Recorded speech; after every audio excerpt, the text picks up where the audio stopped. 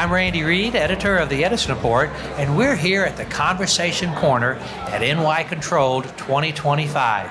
I am joined by Shoshanna Segal, Kenny Schutz, and Nathalie Faubert. Welcome.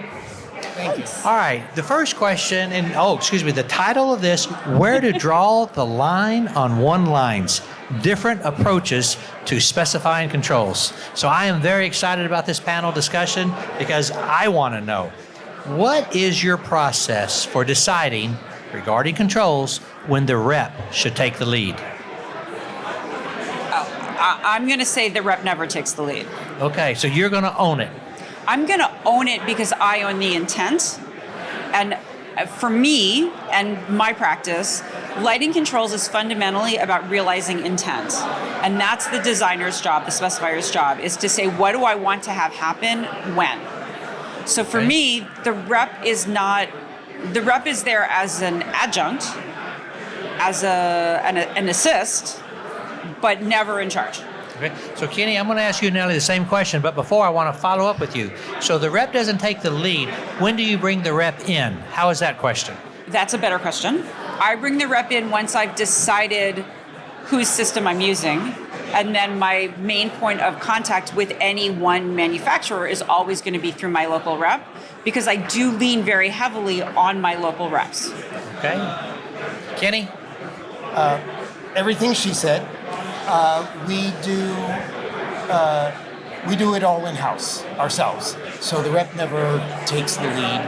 And when we do want to reach out, we'll actually reach out to the manufacturer directly and keep the rep copied so that they know what's going on. They have the responsibility for our account and all, but we go straight to the manufacturer for any questions and support. Okay. So Natalie, what about CBB? How do you guys do it? So we will get pretty much what Shoshanna said, but so we'll get the rep involved once we know which system we want to use, and we'll get them to help us design the system, meaning doing a one-line diagram, doing the bill of materials. So that's where we get them involved. Okay. And I want to come back to you again, Shoshanna. You're not speaking just for Shoshanna. You're speaking for Hartraft Lighting Design. Yeah, I'm speaking for Hartraft Lighting Students. That is the way the firm works. Okay. So second question is, when specifying controls, how deep do you go and where do you pull back? Shoshanna, we'll start with you again. Well, I go way too deep. Okay. I have opinions about protocols and wiring methods, and later today later tomorrow, actually later this week, I'll be talking about DALI, and I have those opinions. I try very hard from a fee conservation standpoint to try and pull out of, is it this specific gizmo or that specific gizmo? Right. And I try very hard not to be responsible for actually drawing anything more than a schematic single line. Okay. So that's me and our firm. Okay. Natalie? So us will rely heavily on the manufacturer again. So we will issue certain documents like a load schedule. We know which system we want them to use, and then we'll ask them to do a one-line diagram for us. And again, to give us that bill of materials. But there's a little bit of back and forth, meaning that I may not do as much as Shoshanna, but when those documents come back to me, we will review them, and there might be a little bit of back and forth with the manufacturer until we think that their documents are to where we need them to be, because those documents now, we hold responsibility for them. And Natalie, you said the manufacturer. Is it the manufacturer or the manufacturer's rep? Or both? Well, it depends. Some companies you deal with the manufacturer directly, and some you deal with the rep. So I say, when I say the manufacturer, it could mean the rep, or it could be them directly. I think it's actually important too to note that now that most, at least in New York, most of the major lighting agencies have specialized controls departments. It's a lot easier to rely on those folks because you have a relationship with them. You know, I can pick up the phone and call somebody and say, hey, I'm looking through your single line and this doesn't make sense. Or, hey, I got a set of documents from your manufacturer's submittals team, and I'm not seeing this. Can you look at it through me? So it's sort of, I think it's actually what the rep model was always meant to be. But it took the agencies getting around to actually hiring control specialists to make that actually the case. Okay, but because controls are in more and more demand, it makes financial sense for those reps to do that. Whereas 10 years ago, when we didn't have a lot of controls, financially it may not have been as I viable. mean, I Is that might fair? argue that we had many more we still have some pretty bad screw ups in the field, but I think I would argue that if people had invested in growing that homegrown talent years ago, we would not necessarily be in a controls knowledge rushing to catch up to the rest of the world's status. All right, Kenny, how about you and focus sliding? We do it all in-house. So if controls are a rabbit hole, we dive in and go all the way to the bottom. We draw our own one lines to the point of specifying down to the part number and the wire type. Okay. At what point do you bring in an integrator? Whenever there's more than one manufacturer involved to make the system. Okay, so is that kind of a standard rule? I mean, there might be some, there's a little bit more nuance and some other complexity to that question, but that for me is the bright shining red line. Okay, Natalie? The integrator, we tend to bring it more when we are doing residential work, meaning a private residence, because again, it makes it easy because they now take hold of the system, they'll program it, they'll work with us to doing the scenes. But if not, typically we'll work with the manufacturer directly unless they also tell us that we have to go to an integrator, because some manufacturers will say, here's the system, but then you have to work with an integrator. In residential, of course, they're doing the AV and everything Exactly, else, the same yeah. person. The sales channel is very different. Right, Yeah. Right. Commercial and residential. Yeah. Okay, Shoshana? So I think my bright shining red line is when there's code that needs to be written. So and that could mean sometimes that's just a DMX sequence, like some whiz-bang flashy thing that needs to happen that involves timing across multiple people's systems. Sometimes it's across a single system, but when I need somebody to actually sit down and legitimately write programming code, that's when I bring in an integrator. And also anytime that I need to have a different throat to choke than mine. Okay. Regarding the business of lighting design, without saying numbers, how does it work financially when the integrator is brought in? Because you guys have bid a job, you're doing the design work, and now all of a sudden there's got to be an integrator. Who's going to pay for that? How does it work? Well, I mean, I think there are a number of places where you can stick the integrator so that, I mean, obviously we're all committed to making sure that professionals whose talents are used are fairly compensated, right? And we all want to make sure that compensation is a reflection of expertise and value brought to the project. But I think that I recently did a job where the distributor carried the integrator's contract. And that worked out very well for them because the distributor needed to be responsible for purchasing equipment that the integrator was ultimately specifying or recommending, and I was specifying, in order to make different things happen. So it made sense to have him live there. It can make sense to have the integrator live with the general or the electrical contract. We have also brought in integrators as subs to us, and then we just have to be careful. I think when you bid a project whether or not you're likely going to need an integrator, and so when you build your fee, you theoretically allow for that. Okay, Kenny? For certain, in our specifications, we address what we call a control supplier. So that leaves it open for a distributor or an integrator. And on each show, we'll define what the skills and qualifications are required for the job as part of the control supplier based upon the needs of each job. And then that just becomes part of the spec that gets bid out. Natalie? When we're designing the system, as we're talking to the manufacturer, if we will discuss, how the system will be integrated, and then we will decide then if we need an integrator. Then at that point it is part of the specification. So as the project is getting priced, that is already included. We don't want any surprises at the end, because then it's like the client may say, well, that wasn't thought right, who's gonna pay for it? We're not paying for it.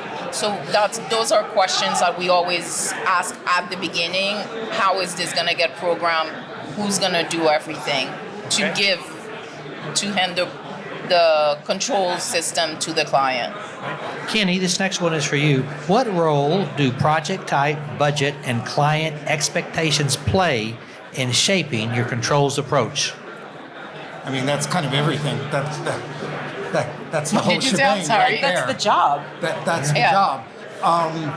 Now, I'll speak from the perspective of hospitality and residential projects, because that's most of what we do. And so the number of decisions that we have to make maybe isn't quite as wide as if we also did airports and warehouses, but we know what each job type, restaurant, casino, residence is going to require.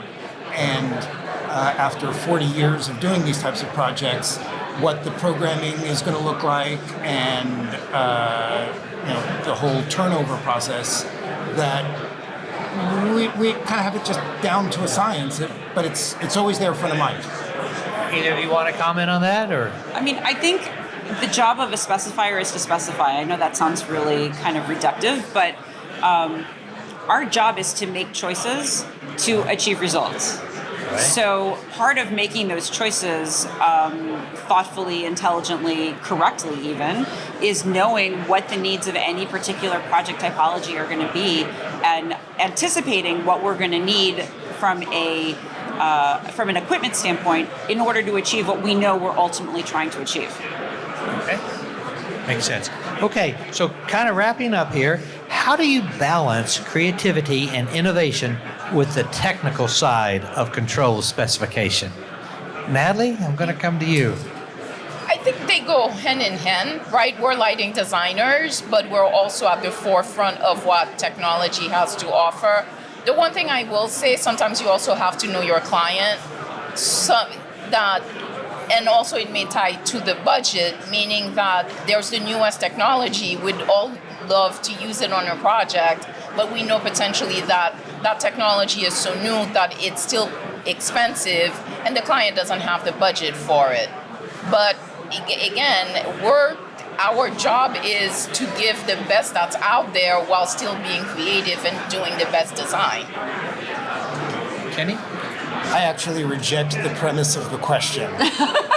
Okay. The Please. premise being that there's a mutually exclusive either-or dichotomy here, and that you can only be one or the other or somewhere on that spectrum, and that you can't walk and chew gum at the same time. You absolutely can. Paul Gregory, our founder, did that. And you could talk to him about the most minute technical detail 1 second, and about the most highfalutin artistic thing the next. And he taught all of us to think the same way. We have 20-something really talented designers, all of whom are fascinated and really interested by controls. Okay. I mean, I think the other part is, yes, everything Kenny said, but also, because it is an improv class, Yes. there is creativity in crafting an accomplishable control intent. Okay. And there is creativity in figuring out how to take an intent document and turn it into contractually enforceable jargon. That is also a creative process. And a skill. And a real skill. It is a to do very that. real skill. And it's, one of the things that I think the industry as a whole needs to sort of let go of is this idea that we have gearheads and we have pretty picture people. Gearheads and pretty picture people can live, or at least in my personal experience live all in the same brain. And the key is to access the gearhead part and the pretty picture part to support each other. So we talk about the art and science of lighting. You're talking about the gearhead and the pretty picture, which is really the same. It's the same thing. Yeah. Okay, very good. At the end of the day, what we're most concerned with is the end product and having a beautiful design, right? And how do you get there? For us, controls are a place where there are often lots of problems. You just published a story where I guess it was at IALD, and Emma pulled the room and asked, what are the Right. problems that have with, and you Right. had 35 responses. Yes. And 18 of them said specification, Right. and then 34 out of 35 of those things was like specification, commissioning, turnover, and then there's one something else, and I don't understand what that one is, but we tried to address all of those to make the job come out looking the way it was designed, because ultimately it's what it looks like on opening night that counts, not how good it looked at 100% CD. Okay. We want to own every piece so that we know that it works, because we are, as Paul likes to say, the caretakers and the curators of the visual image. Sure. Okay. Shoshana? So I would Closing go comment? one step further than Kenny this time, which is to say that it's not just how it looks on opening night, it's actually how it looks after the first maintenance Yes, cycle. absolutely. Hayden Okay. McKay once said to me that you can do an A+ design that looks like a C- installation after the first maintenance cycle. And if that's the case, if that's what you've done, then you've really done a C- design. So I think that it is, it's about sort of future-proofing, right? It's curating and supporting and being a guardian of the visual experience, and also of the facilities people's experience in maintaining that, so that your vision can continue to live on. Your vision, the design team's vision, the owner's vision, whoever's vision you're realizing. Okay. Very good. And control- Putting the processor above the ceiling in an access panel, Not so much. not such a great idea. All right, Natalie, wrap us up. What are your closing comments? I guess I would add to what Kenny and Shoshana said, but I'll say almost like it's a conversation and education, because a lot of people don't think of the value of the controls and the power of the control, and how controls are gonna not help lighting transform a space even more, because you're not having everything, for example, at 100%, right? You're playing with the layers of light, and it's a very powerful tool that sometimes people discredit. Okay. Well, guys, thank you very much. I appreciate the conversation. Thank you. Thank you, Randy.